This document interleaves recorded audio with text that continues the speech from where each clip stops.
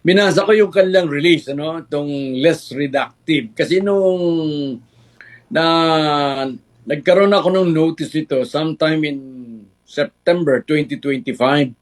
Pero ang nakalagay lang doon, yung Aguirre lang, ano, walang first name.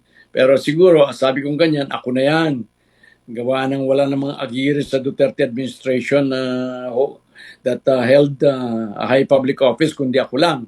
Pero yun nga, hindi ko siniseryoso sapagkat wala naman akong kinalaman dito kahit kaunti. Dito sa war on drugs na ito, kung mayroon namang patayan dyan, as a matter of fact, ako nga naging instrumental sa pag-solve ng ibang mga victims ng war on drugs. And I'm going to detail it maya-maya, no? Pero yun, hindi ko sineryoso. Ngayon, lumabas ulit, then sabi ko ganyan, mukhang siniseryoso na ito.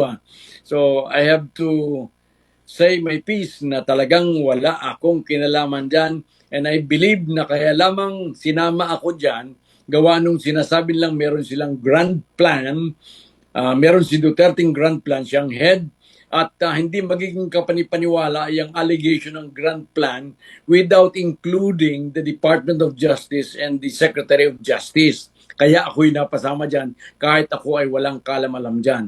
Pero yung grand plan na yan, ngayong kulang nalaman, itong nakaraang 3 days ago, nung Valentine's Day, at yan ay kung ang masasabi ko na embed to lang yan sapagkat kung sinasabi lang grand plan na kasama ko, hindi totoo yan sapagkat ako'y walang kaalam-alam dyan.